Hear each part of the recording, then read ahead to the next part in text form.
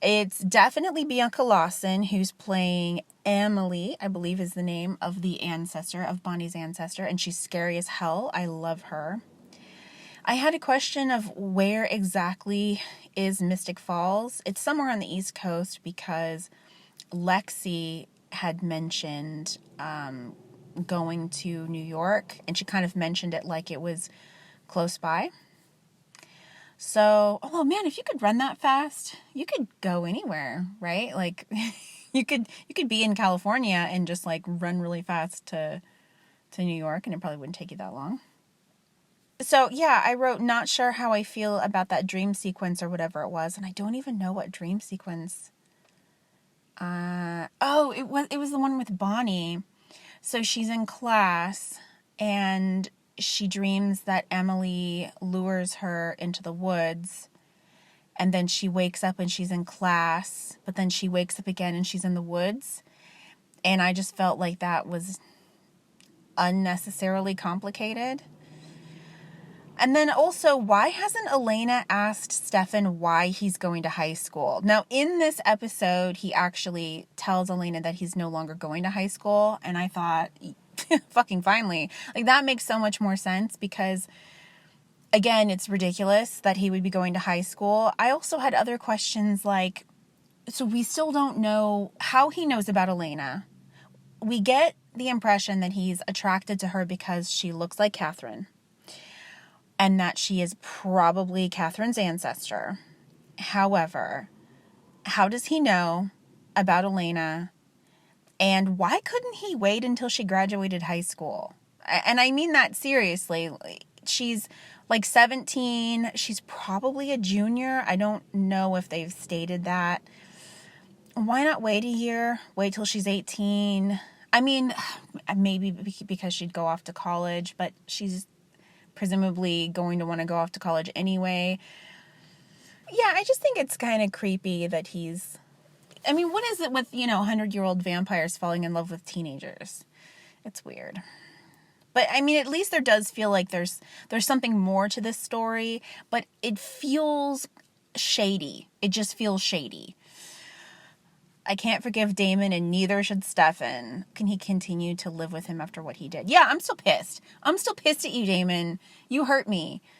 The whole Lexi thing, I loved her so much, and I'm still mad about it.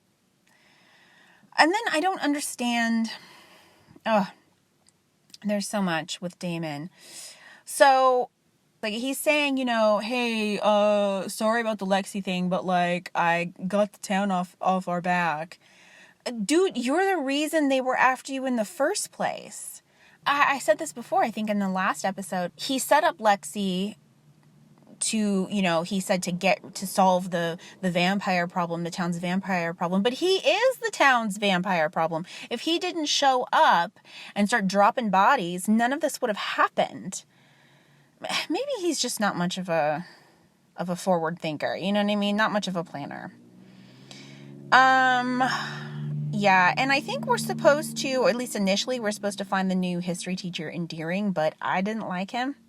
The whole thing going on about his name, it's like, okay, writers, I see that you really want us to hear his name. I've already forgotten it, but okay. And then he is apparently another vampire.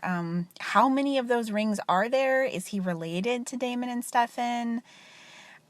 And is he... I didn't want to look up the actor because I don't want any spoilers.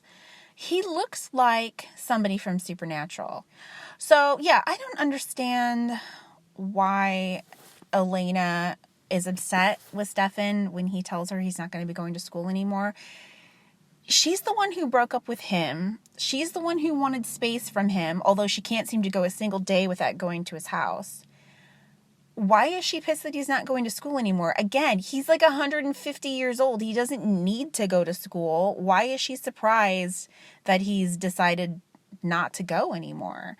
And why is she mad? Again, she broke up with him. I don't get it.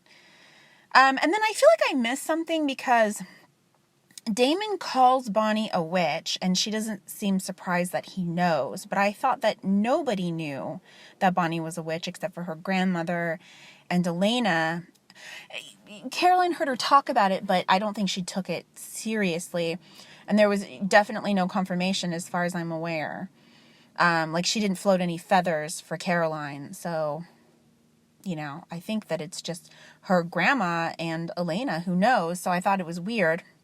And she's really afraid of him. And I get that he's intimidating and he hurt Caroline and she knows that. But she's like too scared of him. I mean, she is a witch after all. She can do stuff. She doesn't know that he's a vampire. So I thought that she seemed to be too afraid of him. Because, like, as far as she's concerned, he's just a sick asshole. They're obviously setting up a romance between the aunt and the history teacher, but I really don't trust him. Good profession for a vampire, though, history teacher. Bonnie just so happens to be Elena's best friend, and her ancestor, Emily, just so happened to have been Catherine's handmaid, and Catherine is probably Elena's ancestor. It's a little convenient. I wrote, why are Rick and Aunt whatever acting like they're on a date? This is literally the first time they've ever met. It's a good thing I wrote his name in my notes because I'd completely forgotten. And then another thing I was confused about is that Caroline doesn't believe in witches, but she was dating a vampire. She does know that Damon's a vampire, right? Like, it's very confusing because I know he scrambled her brain and everything. So I just don't know what Caroline knows. Yeah. And I wrote here, Damon has to see through this, you're my brother, so let's be best friends crap. He's smarter than that. Yeah, because it was just way too obvious. I mean, it was such a heel turn on Stefan's part. And then again, they're using their powers in public. I mean, it was at night, but anybody could have been there. And then this is the point where I really just got kind of fed up with the episode. So they were talking about Catherine and, he needs this amulet, this necklace. And I thought, is he going to bring her back? And the second I thought that, he said, I'm going to bring her back. They were doing the seance, and I fucking knew they were going to do a seance. The necklace disappears, then shows up in the bedroom. Obviously, it's luring Bonnie into the bedroom. She goes in there like a noob. And then I wrote, the door's going to slam on her. And it does. And I wrote, for fuck's sake. And then the door opens and I wrote, she's possessed.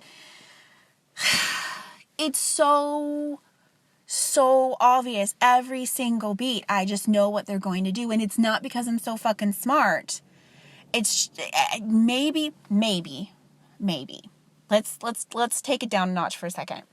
This show is aimed toward teenagers. In 2008, maybe the target audience has not seen as much horror as I have. Maybe the target audience hasn't seen The X-Files and Buffy and Angel and all these other shows, but the target audience was probably watching Supernatural. Maybe this stuff wouldn't be as predictable as it is to me because I have been around this mulberry bush. I've been a horror fan my entire life. I've seen all these tropes, all these cliches. It's just really obvious, but maybe it wouldn't be so obvious to a 13, 14, 15-year-old in 2008 watching this show. So maybe I need to take it down a notch. I don't know. But for me, I was finding it frustrating. So we know Damon's deal, that he had to come back at this particular time to get this necklace at this particular time because of the comet. But we still don't know why Stefan's back. I mentioned this earlier. And the fact that he just decides on his own, Stefan does, on his own to show up at the same time that Damon has to show up because of this whole comet thing. It's just so convenient. And I'm wondering how much of this was pre-planned by the writers and how much of it they're just making up as they're going on. I don't know. We'll see. And then Damon, he wants to bring back Catherine, but he also said that, it would bring back like 27 other vampires. And he says that the town deserves it. So yet again, he went to all the trouble to frame Lexi last episode just to unleash 27 vampires on the town. Like, I thought framing Lexi was to get the council off their backs, but why bother? Again, it's just really muddy, and I don't understand it, and I don't know how much of this is planned or if the writers are just shooting from the hip. Matt, buddy, you need to do better. Because I think he was trying to give Caroline a compliment, and it wasn't really working.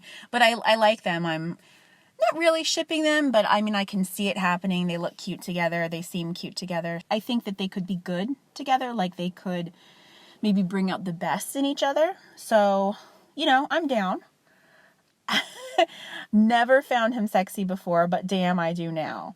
And it was because of that scene with him and Elena, basically, after Bonnie gets bit and he saves her. I appreciated, how he took care of Bonnie and, told her, you don't need to be afraid of me.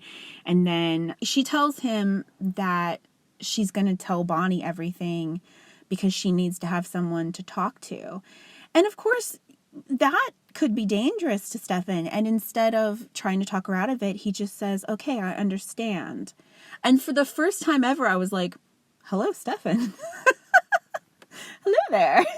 He was just really, he was doing it for me in that particular scene. So, but then he says that he's going to take off, which is the right call. I mean, obviously he can't because we wouldn't have a show.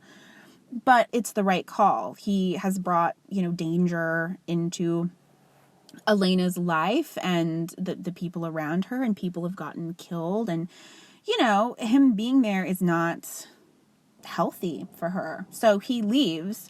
And then Elena gets all, she gets all upset about it. And I'm just like, what the fuck? What made her change her mind suddenly? Just plot? Just because?